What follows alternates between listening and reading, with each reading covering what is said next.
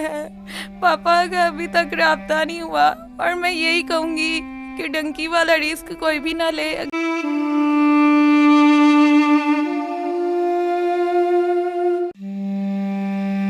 उन्होंने लीगल का कह के आगे से डंकी लगवाई है, हमें नहीं था पता हमारे साथ ये हो जाना है। मेरी मामा टेंशन ले ले के बीमार हो गई हैं, उनको सांस तो किस मुल्क के लिए जा रहे थे? स्पेन के लिए जा रहे थे, लेकिन उनके साथ धोखा हो गया। अभी तक कोई पता नहीं कहाँ पर है, पता नहीं पहुंचे या नहीं पहुंचे, कहाँ पर है अभी तक कुछ पता नहीं हमें चला। दोबारा अभी तक हमारा राब्ता नहीं हो सका कि हमें खाने के लिए मिल जाए। हम भूखे सोते हैं, हमारे घर में कभी भी कुछ खाने के लिए नहीं है। फिर मुझे बहुत रोना आता है कि आज मेरे पापा यहाँ होते, हम ऐसे रोड पर ना आती। इतनी अच्छी हमारी जिंदगी बसर हो रही थी, लेकिन बहुत मजबूर हो गए, हम बहुत बेबस हो गए। भाई कभी सोचा ही नहीं था, मुझे तो पता ही नहीं था ये सब कुछ हो जाएगा, हमारी जिंदगी ऐसे हो जाएगी। मैं स्कूल जाती थी, कोई टेंशन ही नहीं थी होती। तो पापा ने कहा कि मैं घर सेल करके तो जाऊंगा, तो वहाँ जाके अच्छी कमाई करूंगा, सारे कर्जे भी उतार दूंगा, घर भी बना दूंगा। लेकिन ना घर रहा, ना कुछ भी नहीं हो सका। अस्सलाम वालेकुम नाज़रीन, आपका मेज़बान मुदस्सिर रशीद आपकी खिदमत में हाज़िर है और आप देख रहे हैं मुदस्सिर की बातें। देखते हैं और सुनते कानों को मुदस्सिर का अस्सलाम। हमेशा की तरह मुदस्सिर ने फैमिली कंटेंट प्रमोट किया। पहले रोड पे ये किस तरह मेहनत कर रही हैं, आप ये क्लिप देखें। आपने क्लिप देखे। अब होता क्या है कि इनके वालिद साहब 2023 में जुलाई में डंकी लगाते हैं। अब ये जो हज़रात डंकी लगाकर बैरून मुल्क जाना चाहते हैं, पाकिस्तान को छोड़ कर, कि हम लाखों रुपया रातों रात कमा लेंगे, ये वीडियो उन बंदों के लिए है, उन नौजवानों के लिए है, उन बाप के लिए है जो डंकी लगाकर पाकिस्तान के कानून को भी तोड़ते हैं और बाहर जाते हैं। और फिर रिज़ल्ट क्या मिलता है कि ये बच्चियाँ रोड पर मेहनत कर रही हैं। इनके साथ एक ऐसी भयानक स्टोरी बनी, क्या बनी, इन्हीं से बात करेंगे। वालिद साहब जाते हैं स्पेन की खुशी में, घर बेचते हैं, लेकिन आज बच्चियाँ रोड पर मेहनत कर रही हैं।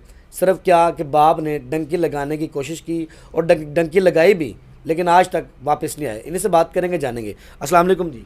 वालेकुम अस्सलाम। अच्छा बेटा, मुझे बताएं सबसे पहले कि आप रोड पर मेहनत क्यों कर रही हैं?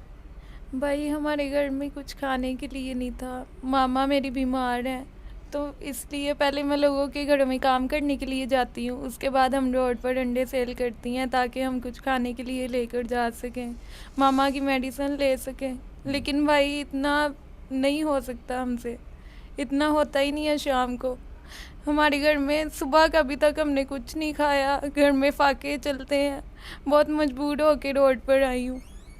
अच्छा मुझे बताएं कि क्या मामला पेश आया कि देखें अब माशाल्लाह वालिद साहब आपके हयात हैं, वालदा भी हैं, घर भी अपना था, तो कैसे ये मजबूरी क्यों बनी, ये वक्त क्यों देखना पड़ा?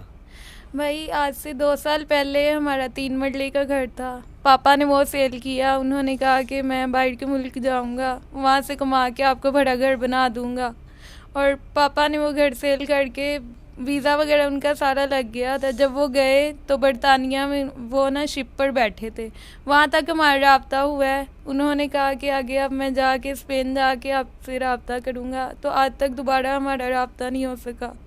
वालिद साहब ने अपना घर बेचा, डंकी लगाई या वैसे लीगल गए?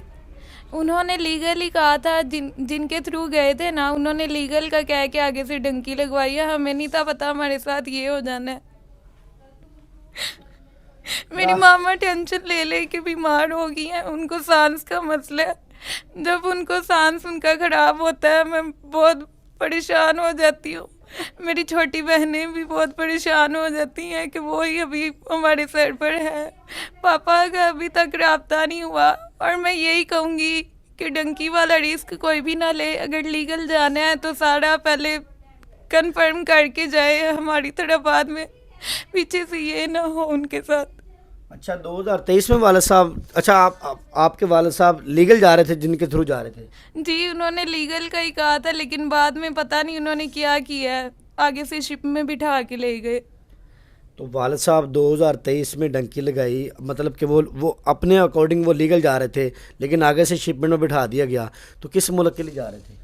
स्पेन के लिए जा रहे थे, लेकिन उनके साथ धोखा हो गया। अभी तक कोई पता नहीं कहाँ पर है, पता नहीं पहुँचे या नहीं पहुँचे, कहाँ पर है अभी तक कुछ पता नहीं हमें चला। दोबारा अभी तक हमारा राब्ता नहीं हो सका।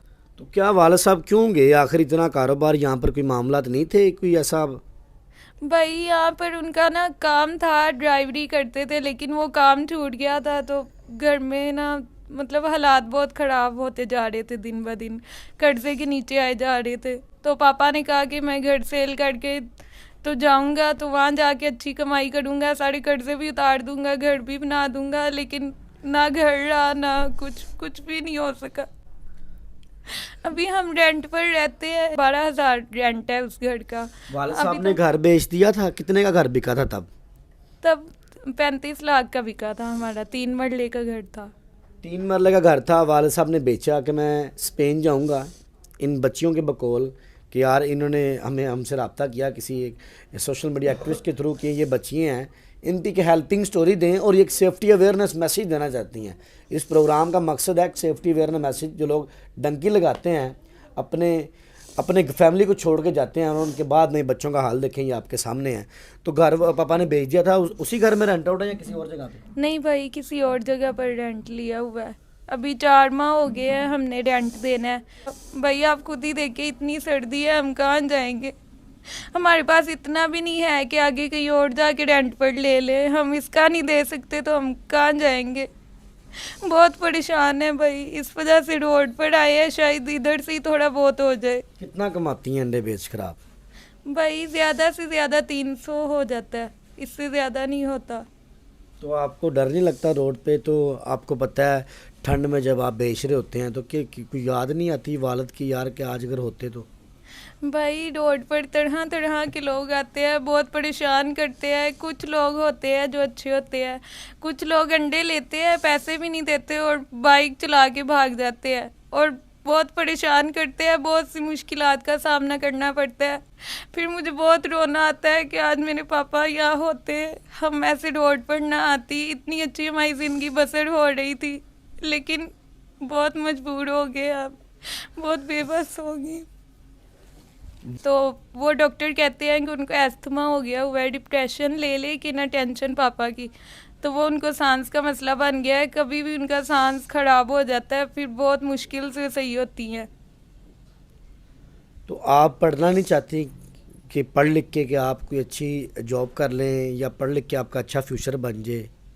भाई किसको शौक नहीं होता कि वो पढ़े। मेरे जब पापा यहाँ थे तब मैं 8 क्लास में थी, तो तब का ही स्कूल हमारा छूटा हुआ है। उसके बाद हम पर बहुत बुरे हालात आए हैं, ये हमें ही पता है कि हमने उनका सामना कैसे किया है। लोगों के बच्चे जब जाते हैं, मेरी बहनें भी मुझे कहती हैं कि हमने भी जाना है, फिर मैं उनको कहती हूँ मैं भेजूँगी, लेकिन मैंने अभी तक नहीं भेजा। मैं कैसे भेजूँ भाई? हम दोनों बहनें ही मतलब सारा घर का उठाया हुआ है। मेरी दूसरी बहनें छोटी है, वो घर ही रहती है मामा के पास। तो वो मुझे बहुत कहती है आप ही हमें भी स्कूल भेजो, लेकिन मैं इनको कैसे भेजूँ? हमारे पास इतने नहीं है कि फीस दे सके, बुक्स ले सके, कोई भी नहीं जाता स्कूल। कभी ज़िंदगी में सोचा था कि ऐसा वक्त आ जाएगा, इतने बुरे हालात हो जाएंगे? कभी सोचा था? भाई कभी सोचा ही नहीं था, मुझे तो पता ही नहीं था ये सब कुछ हो जाएगा, हमारी ज़िंदगी ऐसे हो जाएगी। मैं स्कूल जाती थी, कोई टेंशन ही नहीं थी होती, कभी घर को देखा ही नहीं था, लेकिन अब पता चल रहा है। कितने बहन भाई हैं आप? हम 4 बहनें हैं और एक मेरी मामा है। रिलेटिव ने, रिश्तेदारों ने सपोर्ट नहीं किया? भाई रिश्तेदार सपोर्ट करते तो आज हम रोड पर ना होती। जब हालात ऐसे होते हैं ना तो सब अपने छोड़ जाते हैं। एक मेरी खाला है, वो हमारे घर मतलब आती हैं सिर्फ। मामू जो हैं उन्होंने कभी नहीं पूछा, मामा का भी नहीं पूछा, वो सिर्फ अपनी फैमिलीज़ के साथ ही हैं।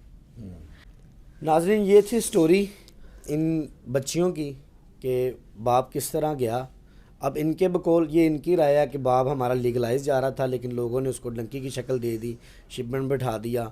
अब जो सारे सिनेरियो आपको पता है डंकी के मामला होते हैं। अब सोशल मीडिया पर ये आई हैं तो ओवरसीज़ पाकिस्तानी मुझे देख रहे हैं। खुदारा मेरी उनसे रिक्वेस्ट है कि इन बच्चियों का नंबर और बैंक अकाउंट मैं चला रहा हूँ, आप इनसे डायरेक्ट कॉल करें, कॉल पे बात करें, वीडियो कॉल कर लें, जो आप कर सकते हैं इनके लिए करें।